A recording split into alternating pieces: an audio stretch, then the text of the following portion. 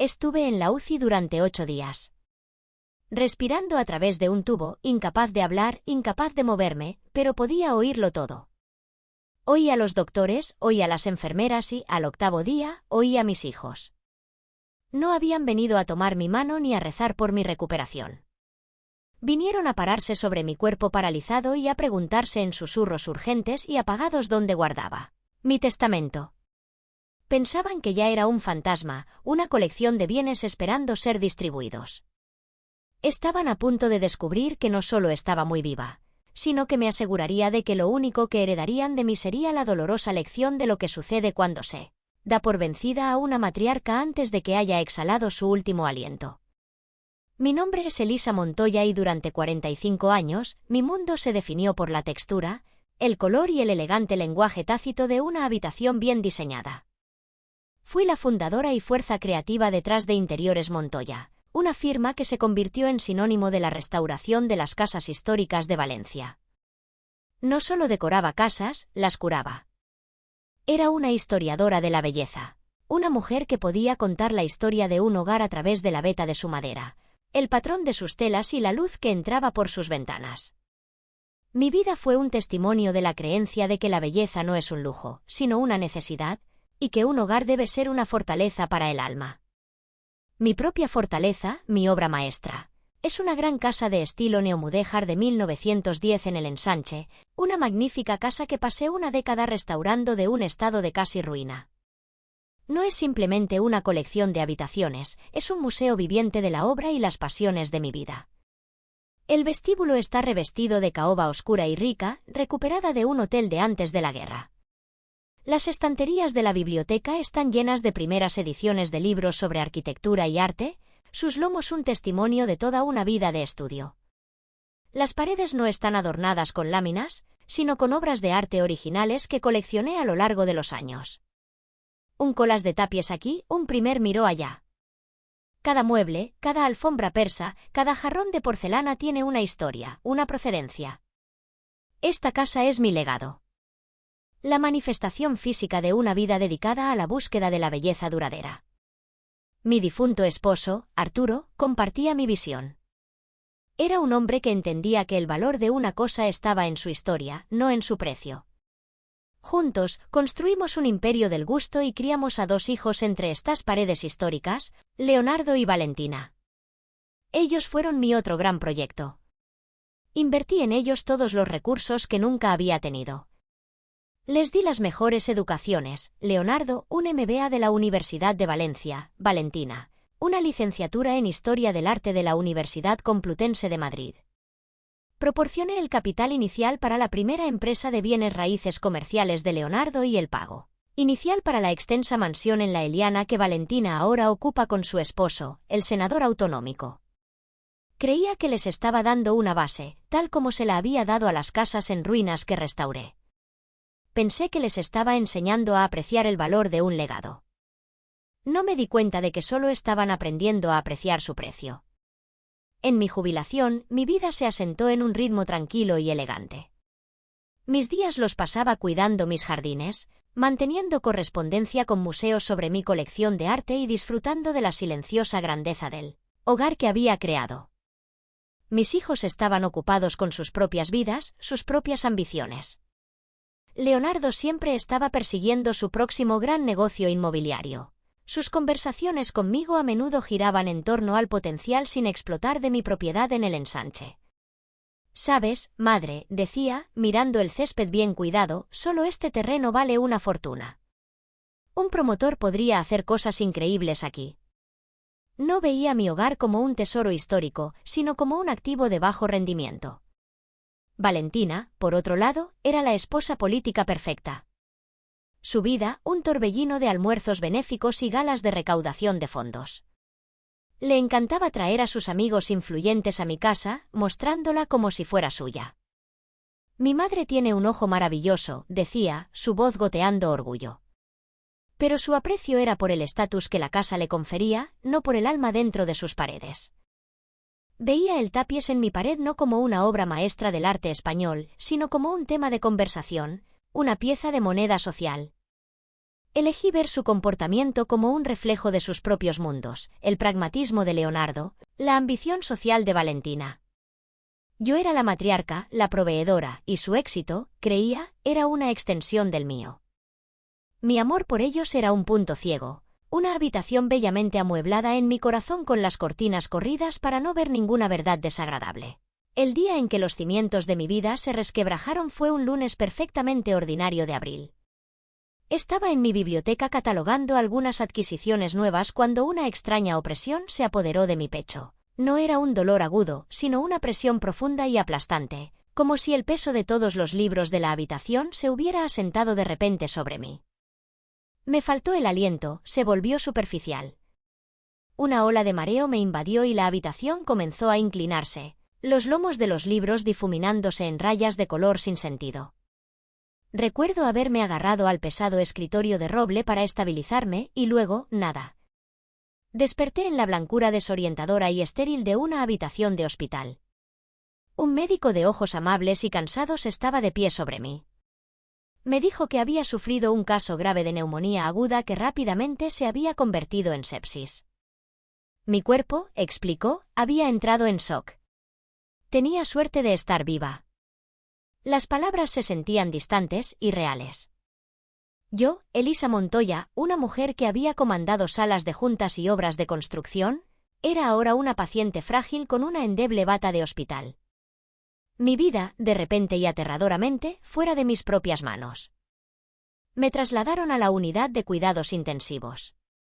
El mundo se redujo al tamaño de una pequeña habitación con paredes de cristal. Un universo de máquinas que pitaban, goteos intravenosos y el constante siseo rítmico de un ventilador que ahora respiraba por mí. Estaba atrapada, prisionera en mi propio cuerpo, incapaz de moverme, incapaz de hablar. Pero estaba consciente. Mi mente, la mente de diseñadora que veía cada detalle, cada matiz, estaba tan aguda como siempre. Era una observadora silenciosa e indefensa de mi propia precaria existencia. Y estaba a punto de aprender que la mayor amenaza para mi vida no era la enfermedad que había devastado mi cuerpo, sino las dos personas a las que se lo había dado. La UCI era un lugar fuera del tiempo. El día y la noche se fundían en un bucle continuo y monótono, medido solo por los cambios de turno de las enfermeras y el pulso rítmico de las máquinas que me mantenían con vida. Yacía de espaldas, con un tubo en la garganta, mis brazos un mapa de vías y cables de monitor. No podía girar la cabeza. No podía levantar un dedo. Mi único poder era abrir y cerrar los ojos, escuchar y pensar. Y yo, ¿cómo pensaba? Pensé en mi vida, en mi esposo, en mi trabajo. Y esperé a mis hijos. Pasó un día. Luego 5. Las enfermeras entraban, sus rostros una mezcla de alegría profesional y piedad. Su hijo llamó para una actualización, decía una. Su hija está muy preocupada. Llama constantemente, ofrecía otra. Pero no venían. Durante 7 días, mi cama fue un lugar visitado solo por personal médico. Miré el techo, escuchando la sinfonía de pitidos y siseos, y una soledad fría y aterradora comenzó a filtrarse en las grietas de mi conciencia. Al 8º día, aparecieron. Los vi a través de la pared de cristal de mi habitación antes de que entraran. Leonardo, con un traje oscuro y severo, Valentina, con un vestido sombrío pero impecablemente entallado. Parecían estar asistiendo a un funeral. Mi funeral. Entraron en la habitación y se pararon a los pies de mi cama, sus rostros convertidos en máscaras de grave preocupación. «Oh, mami», susurró Valentina, su voz quebrándose en un sollozo teatral. Extendió la mano y tocó mi pie, un gesto tentativo y fugaz, como si temiera contagiarse de mi enfermedad. «Te ves tan frágil». Leonardo no habló. Solo me miró, sus ojos no llenos de preocupación por mi bienestar, sino con una fría y desapegada evaluación. No estaba mirando a su madre. Estaba evaluando una situación, un problema que gestionar. Se quedaron allí unos momentos en silencio. Los únicos sonidos eran el implacable siseo del ventilador y el constante pitido de mi monitor cardíaco. Entonces, creyendo que estaba sedada, inconsciente, un mero cascarón de persona, comenzaron a hablar entre ellos, sus voces bajas y urgentes, olvidando o quizás sin importarles que la mujer cuya vida pendía de un hilo podía oír cada una de sus palabras. ¿Hablaste con el doctor?, preguntó Valentina, su voz un susurro nervioso. ¿Qué dijo? Bah. Fue evasivo, respondió Leonardo, su tono cortante e impaciente. Es grave. Eso es todo lo que dirán. Tenemos que ser prácticos aquí, Valentina. ¿Prácticos, Leonardo? Es nuestra madre, dijo Valentina. Pero no había convicción en su voz. Era una frase que sentía que debía decir. Y soy consciente de eso, replicó él. Pero también es una mujer con un patrimonio significativo y altamente complejo. ¿Has pensado en eso? ¿Has pensado en lo que sucede si no se recupera? El aire de la habitación se enfrió. El pitido de mi monitor cardíaco pareció volverse más fuerte. Un metrónomo frenético y desesperado contando los segundos para mi propia traición. No hables así, susurró Valentina, pero su voz era débil.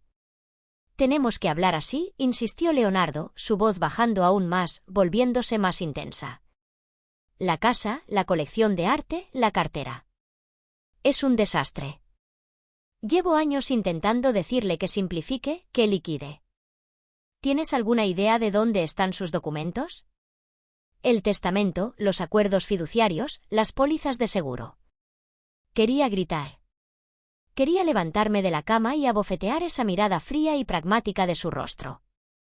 Quería decirle que mi testamento era asunto mío, que mi vida no era una partida en su balance. Pero no podía hacer nada. Solo podía yacer allí, paralizada, y escuchar cómo mis propios hijos comenzaban a hurgar en los huesos de mi vida antes de que yo siquiera estuviera muerta. No lo sé, se preocupó Valentina. Su voz ahora teñida de un pánico genuino que no tenía nada que ver con mi salud y todo que ver con su seguridad financiera. Guarda todo en esa vieja caja fuerte de la biblioteca. No sé la combinación. Siempre ha sido muy reservada al respecto. Exactamente, dijo Leonardo, con una aguda nota de triunfo en su voz. Reservada y desorganizada. Podría llevar meses, años, que el proceso sucesorio lo resuelva. Mi acuerdo de desarrollo para la torre del centro se cierra en 6 meses. Contaba con usar mi parte del patrimonio para la financiación. Esto es una pesadilla logística. Una pesadilla logística. Mi posible muerte era una pesadilla logística para su negocio. Las palabras fueron un golpe físico. Sentí una rabia tan pura, tan potente, que fue un milagro que no se registrara en las máquinas a mi lado. ¿Y qué hay de mí?, intervino Valentina, su voz delgada y codiciosa por la autocompasión. La campaña de Ricardo para el Senado va a empezar el año que viene. Necesitamos organizar eventos para recaudar fondos. Necesitamos ser vistos. Si el patrimonio está atado en el proceso sucesorio, estaremos arruinados. Eran buitres de pie sobre mi cuerpo aún cálido, riñendo por el cadáver. No estaban de luto por la posible pérdida de su madre. Estaban de luto por la posible pérdida de su acceso a mi dinero. Mi amor, mi apoyo, mi vida entera de provisión no habían creado gratitud. Habían creado un derecho monstruoso e insaciable. La conversación continuó, una letanía de sus propios miedos egoístas. Hablaron de mi colección de arte en términos de estimaciones de subasta.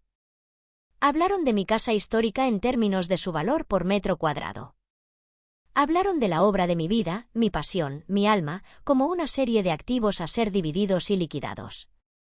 Ni una sola vez hablaron de mí. Ni una sola vez dijeron, espero que se mejore. Ni una sola vez expresaron amor. Se quedaron quizás 15 minutos, su discusión morbosa y práctica finalmente llegando a su fin. Leonardo miró su costoso reloj. Tengo una conferencia telefónica. Volveremos mañana. Valentina asintió, secándose los ojos secos con un pañuelo. Sí, deberíamos irnos.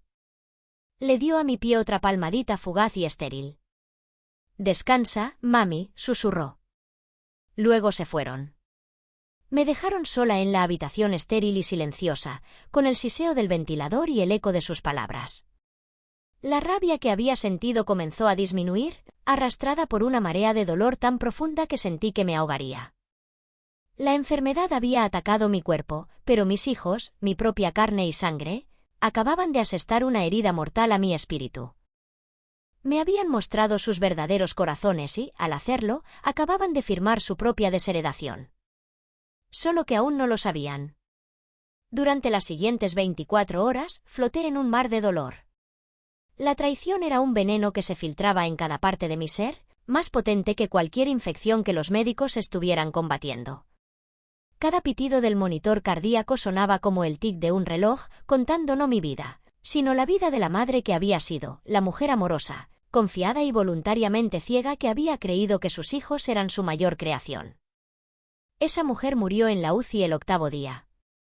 La persona que comenzó a surgir en su lugar era alguien nuevo, alguien más frío, más lúcido e infinitamente más peligroso. El punto de inflexión llegó durante las tranquilas horas previas al amanecer del día siguiente. Una enfermera revisaba suavemente mis signos vitales, sus movimientos eficientes y amables.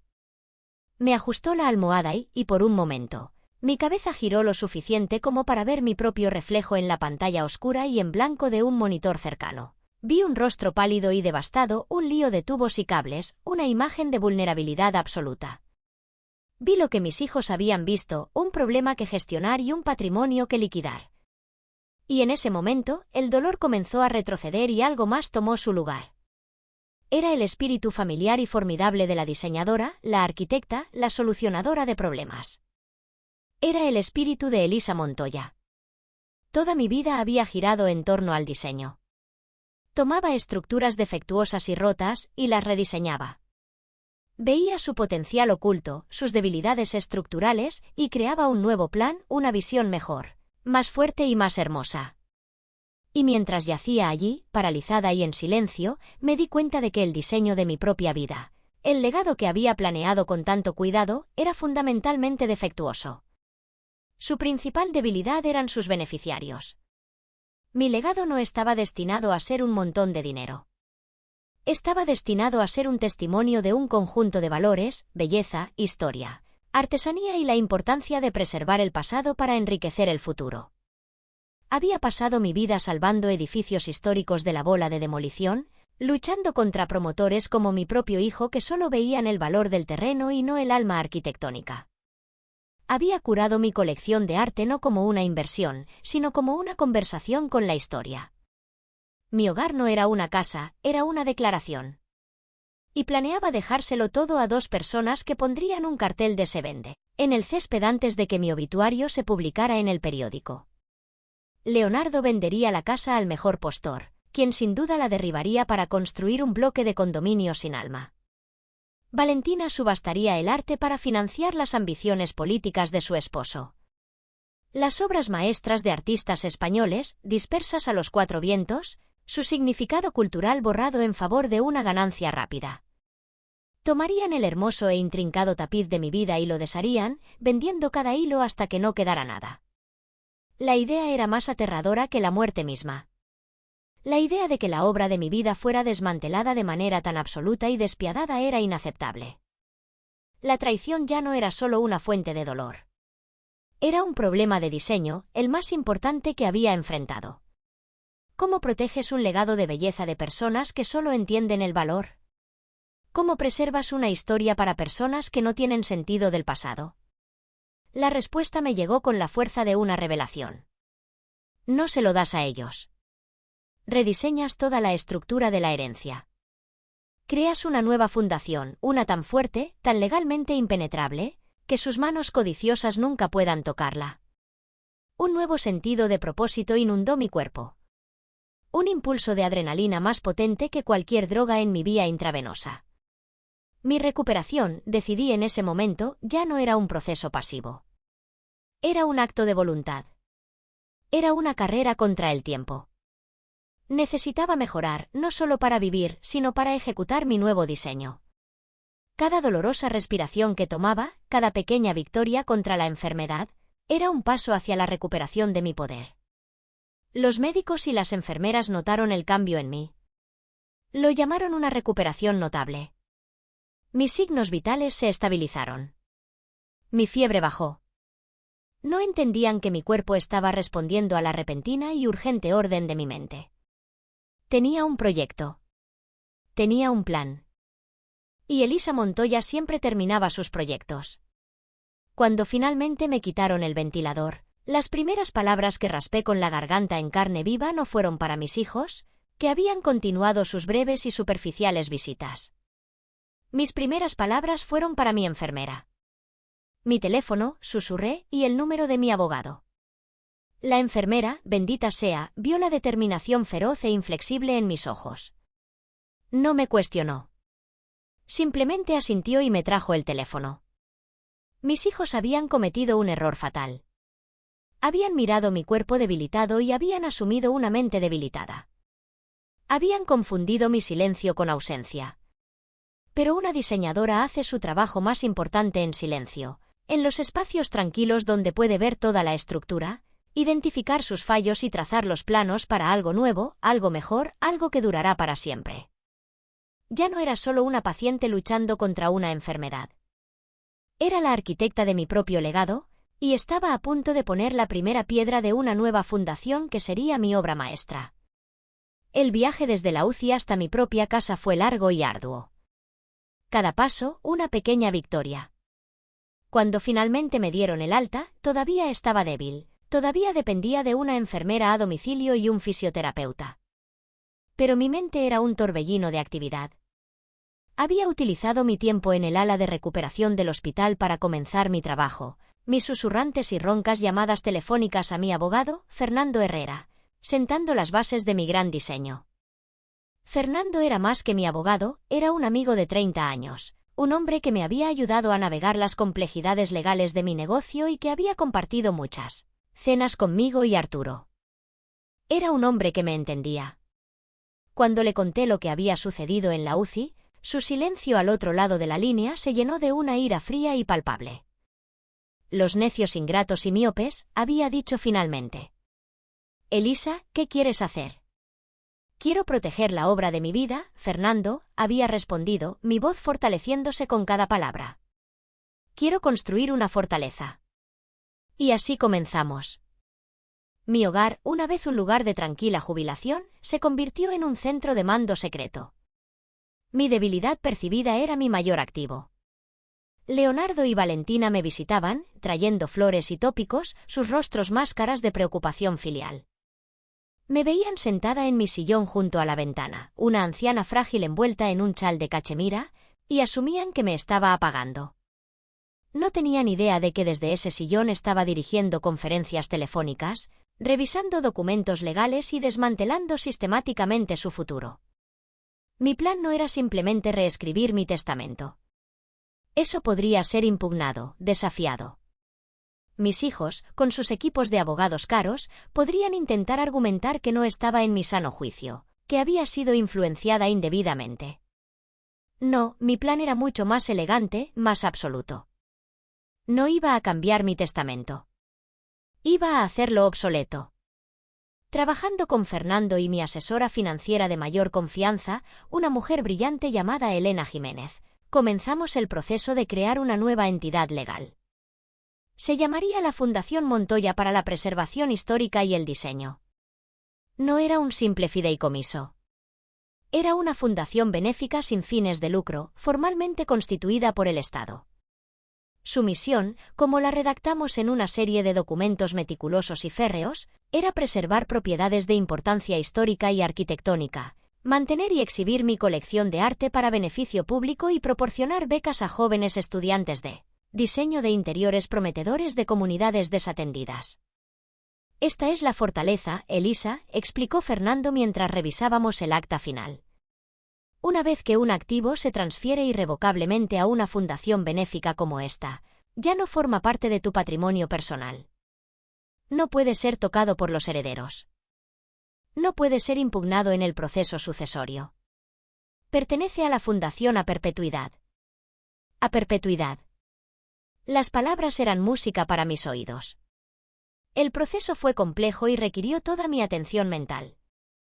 Había implicaciones fiscales que considerar, miembros de la Junta que seleccionar y el minucioso proceso legal de transferir cada uno de los activos que poseía al nombre de la fundación.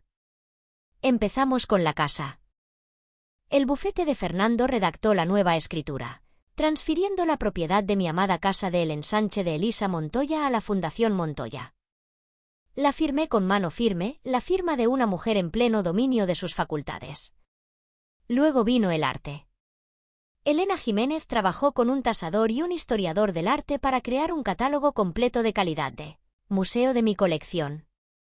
Cada pieza, desde el collage de tapies hasta la pieza más pequeña de plata antigua, fue legalmente donada a la fundación. Su futuro ya no estaba a merced del martillo de una casa de subastas, sino asegurado para el estudio y la apreciación del público. Finalmente, abordamos la cartera financiera, la vasta colección de acciones, bonos e inversiones que Arturo y yo habíamos construido con tanto cuidado durante toda una vida.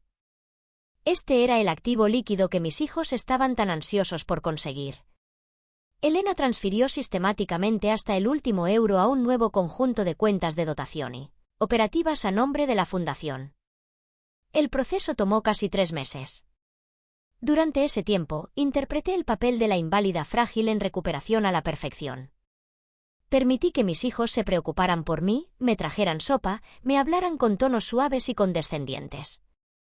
Escuché a Leonardo quejarse del aumento del costo de los materiales de construcción y a Valentina preocuparse por el catering para el próximo evento de recaudación de fondos de su esposo.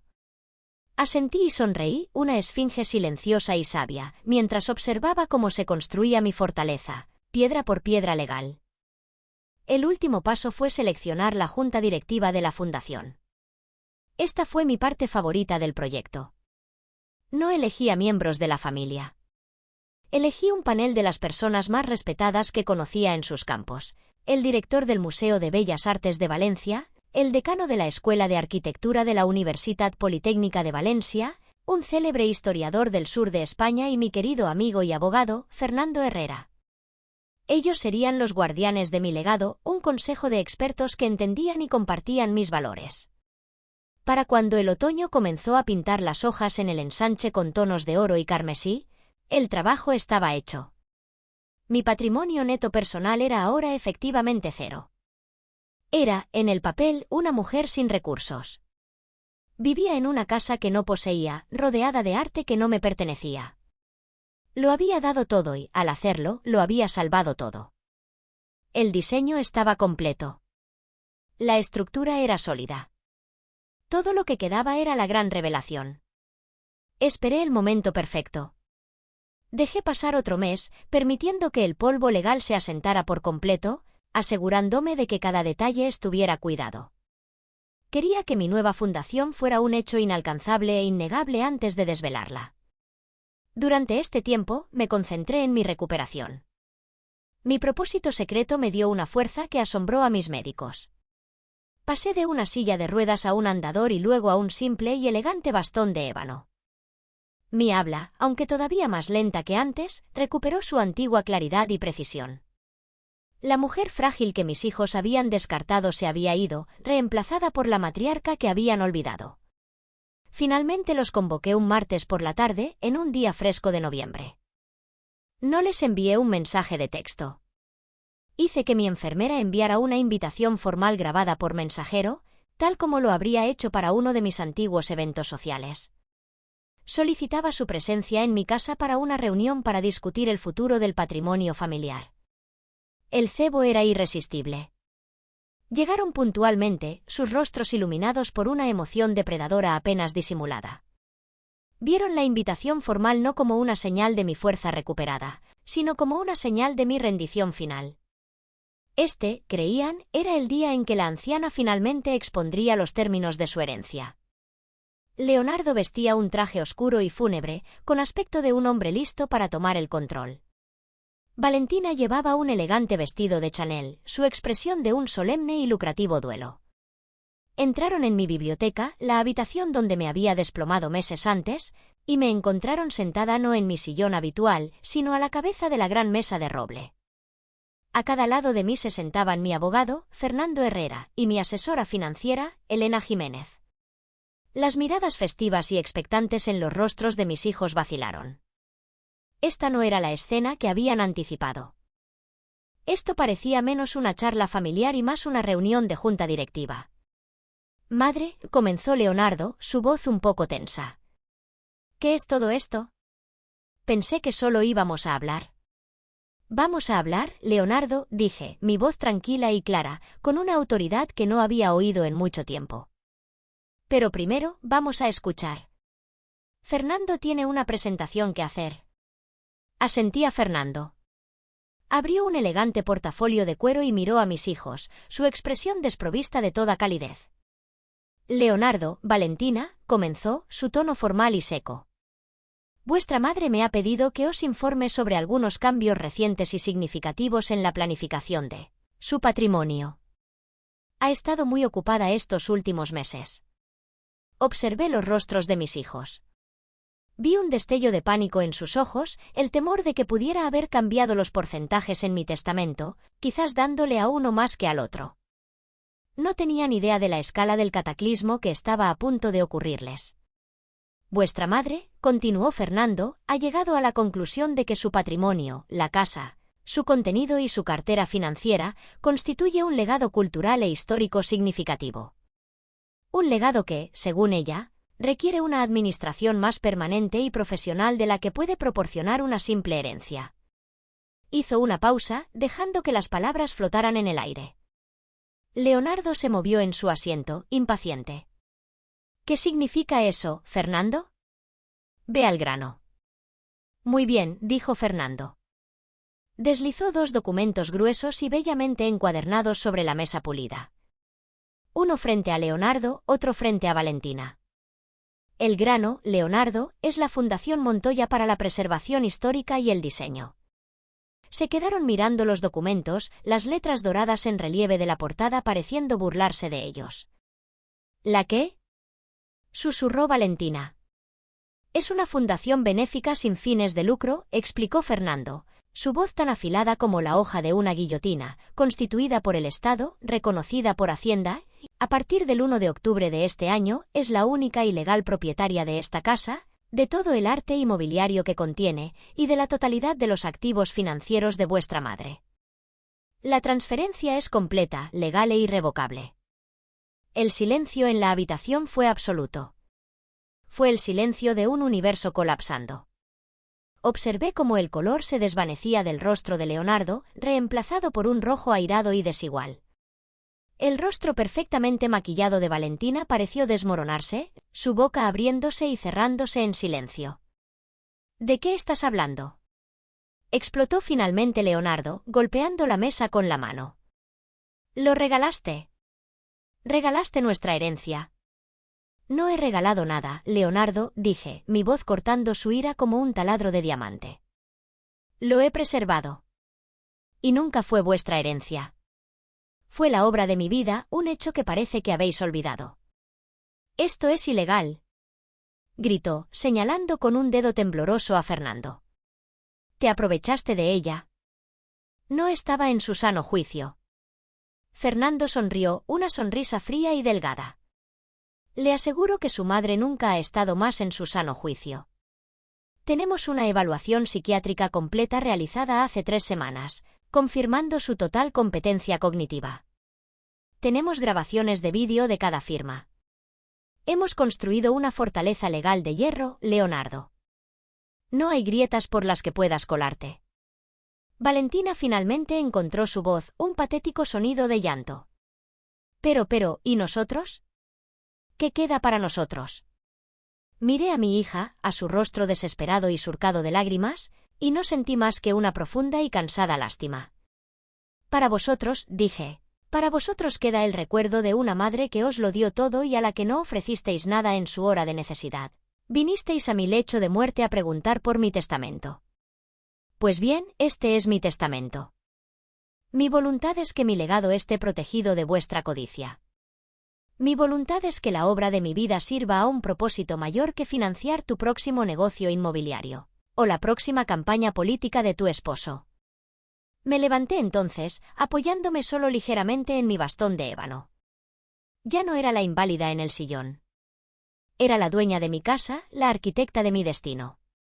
La reunión ha terminado, anuncié. Fernando os acompañará a la salida. Se quedaron sentados allí, aturdidos en silencio, aferrando los inútiles documentos que detallaban la constitución de una fundación que acababa de borrar su futuro. Habían venido esperando la lectura de un testamento, una distribución de bienes, y en cierto modo, la habían obtenido. Yo había leído sus corazones, los había encontrado deficientes y había distribuido mis bienes en consecuencia. Habían heredado exactamente lo que merecían. Nada. Las secuelas de la reunión no fueron la explosión de fuego que podría haber anticipado, sino la implosión fría y silenciosa de dos vidas que se habían construido sobre la expectativa de mi riqueza. Mis hijos salieron de mi casa ese día en un estado de incredulidad atónita. Los estatutos bellamente encuadernados de la fundación quedaron atrás en la mesa de la biblioteca como bombas sin explotar. Durante unas semanas no supe nada.